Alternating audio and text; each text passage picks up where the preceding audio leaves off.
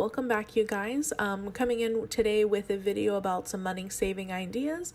These are things that I either currently do or things I've tried in the past to just look at cutting my expenses. So some of these might be a little more basic, things you might already be doing, but hopefully some of them give you some ideas. So we're going to start with the first money saving idea, which is talking about cable television and other subscriptions. So you want to look at what you're paying currently on your subscription costs. So for example, if you are using cable TV or you have cable TV, look into cutting it. So right now, I haven't had cable in a while, but just from what I can remember, or satellite also, that goes in that category as well. You can look at costs between $50 and maybe like up to $150 or more a month, depending on how many channels you get and all the premium options and things. So what you want to do is look at what your use of that is. If you're not actually using the cable TV very much, or maybe you're looking at just certain TV shows that come on like maybe NBC or something like that, then you want to look into trying to find some way to cut that. So option one, if you don't want to get rid of cable altogether, would be looking into what other type of deals they have. That way you can cut maybe how many channels you have. That's one option. Or just look into cutting it altogether and maybe substituting it with some sort of subscription. So this one's kind of a two-parter. So basically, if you do that, then you would get rid of the cable cost and maybe get Netflix instead, or Hulu tends to have some shows like NBC shows and some CBS shows and things like that.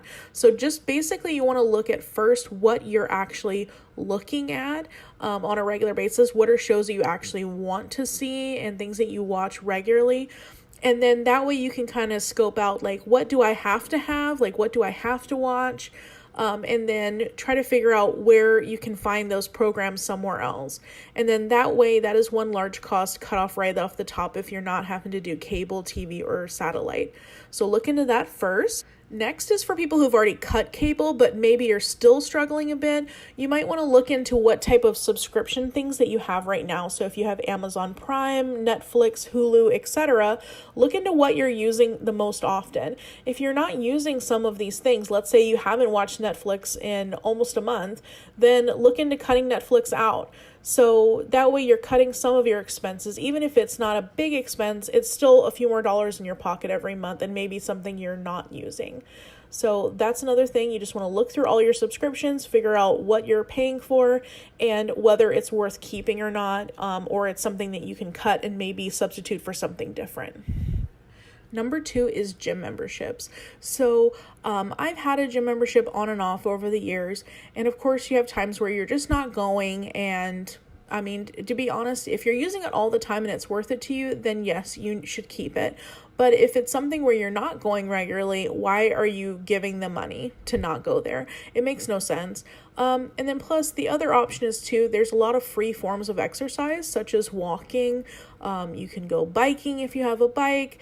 There's just many things that you can do for exercise that don't cost a gym membership. So that would be something if you're not really going to the gym that often, let's say you're not going at all, then there's really no point in having the membership.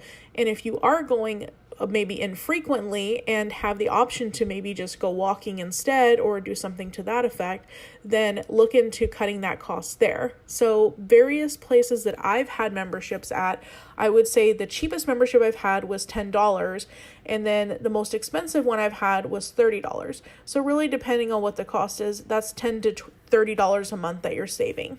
Number three is decreasing going out. This is the hardest one for me because I do like to go out with my husband or maybe just have some kind of fun during the weekend. But the problem is it does cost money. So one thing that I try to implement is if I'm going to go do an activity, I try to look at first to see if there's any type of deals going on at all that weekend. on Groupon or Living Social. So I recommend those websites first just to go test them out, see what you can find. Or if you just want to do an activity but you're not 100% set on anything, that's another thing. You can look to see what they have available to you and maybe base your activity based on that.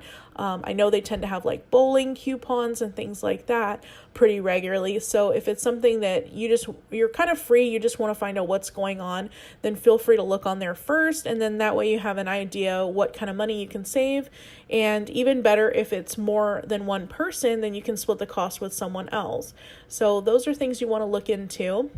Or the other option too is just thinking about making going out a special occasion versus going out all the time. If you're going out all the time, that's not really making it as special anymore. And I feel like that's some of the issue I have is after a while, I'm like, okay, I've already done that, or I go out too much. So it's kind of nice just to chill for a little bit at home. Along that same lines, you can also look into doing free things or things at home and trying to find other ways to have fun other than having to go out, especially when it comes to like drinking and things like that. Those things can add up quite quickly. Number 4 is packing your lunch for work.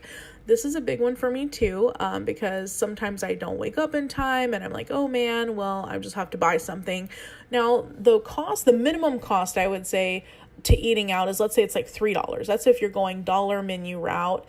And then at that point up to $20, and you're factoring in, you're doing that per day. Let's say you did it 5 days a week, then you're spending anywhere between $15 and $100 just in a 5-day work week in costs. It's crazy when you could just pack your lunch and it would be 100 times less.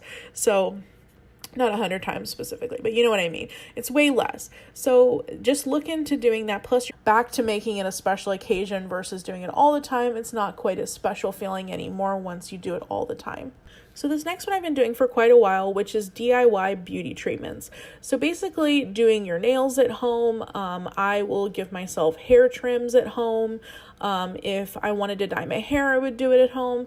These are things, I mean, if you want to treat yourself, that's fine. But at the same time, if you're looking at cutting costs, these are some of the easiest costs to cut, because doing your own nails is super cheap. You get a bottle of nail polish you can get that for $2 and be able to do your nails multiple times. So it's just one of those expenses that's very easy to do yourself, and you're saving a bunch of money doing that. I also like the fact that I don't have to make an appointment for something. I don't have to drive somewhere, which is wasting gas. I don't have to make other people do something. It's nice every once in a while to be treated, but sometimes when you have someone doing your nails, it's maybe not the way you would like them done. So you don't have to even deal with all of that hassle. When I was in debt, I actually did have acrylic nails, and I had them done every 2 weeks. I always went in for a fill. And it seemed like initially it was so special. It felt like such a nice thing to have happen and do. Then after, let's say 4 or 5 months of getting the fills, it's just a chore at that point. It didn't feel fun anymore. It felt like it's just something I had to do because I didn't want to have them look bad.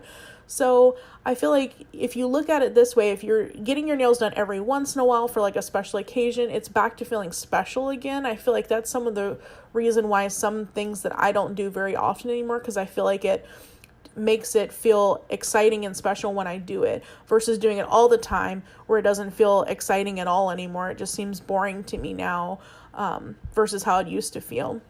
So especially if I went to go get my hair cut again, I haven't cut my hair professionally in a long time, but if I did, I'd be like, wow, this is so nice because I haven't done it in so long. So just other ways of looking at the situation other than just, oh, I can't do this anymore because of my money situation.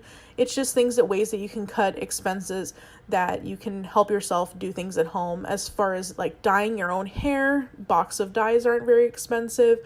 You could always have someone help you, and it's just ways that you can save money. So I hope you enjoyed the first 5 tips. I will have a few more coming your way soon, and hopefully this gives you some ideas. I know they're kind of more simple ideas, but hopefully it gives you some ideas on ways that you can cut costs. Thanks for watching.